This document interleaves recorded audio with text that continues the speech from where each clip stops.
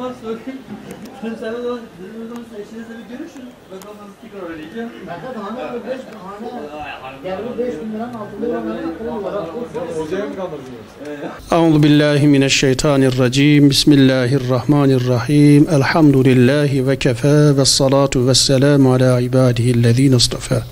Cenab-ı Allah'ın rahmetinin, merhametinin, mağfiretinin, her türlü iyilik ve güzelliklerinin üzerimize rahmet yağmurları gibi yağdığı bir zaman dilimi içerisindeyiz. Bu mübarek gecede rivayetlere göre Kur'an-ı Kerim'in levh-i mahfuzdan dünya semasına indiği gece diye bilinir, anılır. Berat gecesi. Bu gece çok bereketli, feyizli ve verimli, kutlu bir gece olduğu için bu gecenin bir ismi mübarektir. Ve Kur'an-ı Kerim'de de bu geceye işaret eden Duhan suresinin 1. ayeti celilesinde de işte Leyle-i Mübareke diye geçer. Her bir hayırlı işi takdir ettiği gecedir. Yani kader çizgilerimizin çizileceği, belirleneceği bir gecedir. Yapılan ibadetlerin, feyzinin, bereketinin ve sevabının çok büyük olacağı yine Peygamber Efendimiz Aleyhissalatu vesselam tarafından müjdelenmiştir.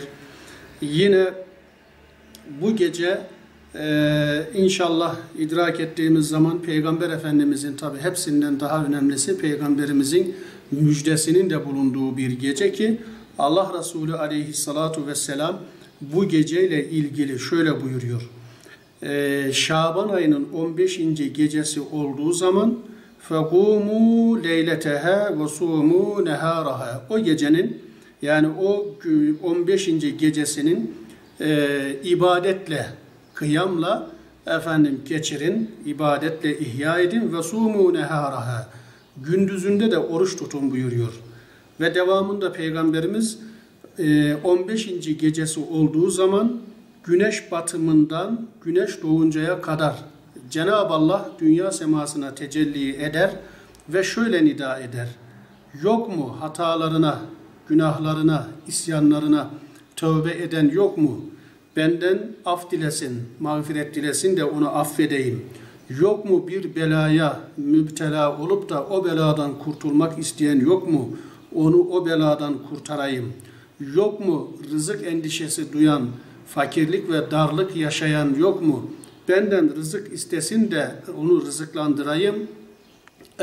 Yok mu şunu isteyen, yok mu bunu isteyen diye Cenab-ı Allah bu gece sabaha kadar bu şekilde nida eder.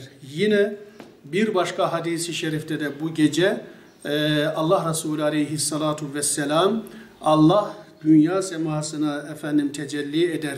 Şaban ayının 15. gecesi olduğu zaman Cenab-ı Allah dünya semasına tecelli eder ve o geceyi ruhuna ve şanına uygun bir şekilde idrak ve ihya edenlerden Kelp oğullarını, Beni Kelp kabilesinin koyunlarının kılları adedince Müslümanı affedeceğini yine Peygamber Efendimiz Aleyhissalatu vesselam bize müjdeliyor.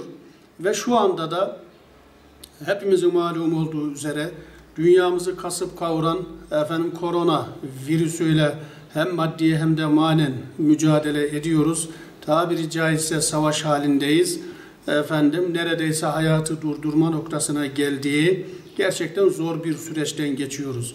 İnşallah Cenab-ı Allah'tan beklentimiz, duamız, niyazımız, yalvarış ve yakarışımız bu gecelerimizin, 3 aylarımızın, Recep, Şaban, Ramazan aylarımızın, içinde meknun olan, gizli olan Recep ile, Regaib kandiliyle, Miraç kandiliyle idrak edeceğimiz Berat kandilimizle, Ramazanımızla, Kadir gecelerimizde inşallah bu bela ve musibetlerin bertaraf olması için Cenab-ı Allah'a dualarda, niyazlarda bulunacağız.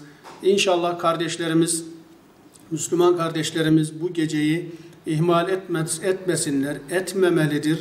Yani tabiri caizse fırsatı ganimet bilip bu gece sabahlara kadar günün batımından ertesi gün güneşin doğuşuna kadar Cenab-ı Allah'a bir yalvarışta, bir yakarışta bulunmaları, efendim Allah'ın kitabını, Allah'ın kelamı, Kur'an-ı Kerimleri okuyarak, efendim zikr-ü tesbihat ile, varsa kaza namazlarını kılarak, efendim değilse nafile namazlar kılarak, bir şekilde hepsinden önemlisi de dua ve niyazlarla inşallah bu geceyi geçirmelerini biz kardeşlerimize tavsiye ediyoruz, nasihat ediyoruz.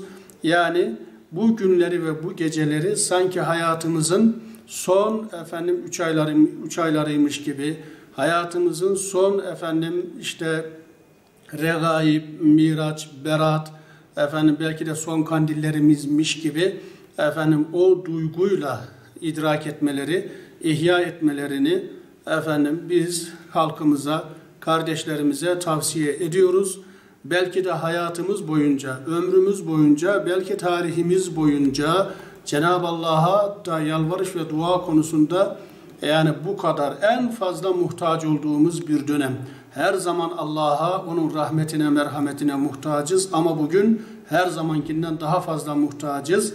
Ne yapıp kendimizi Rabbimizin bizden razı olmasını sağlayacak, temin edecek ibadetlere, kulluk yarışına, hayır ve hasenatta yarış halinde olmamız, hayatımız boyunca işlemiş olduğumuz, yapmış olduğumuz günahlarımıza, kusurlarımıza Cenab-ı Allah'tan bir af ve mağfiret talep ederek inşallah Cenab-ı Allah bu geceler, bu günler hürmetine bütün müminleri ve Müslümanları bu belalardan, bu musibetlerden, bu hastalıklardan ve salgınlardan emini muhafaza eylesin inşallah.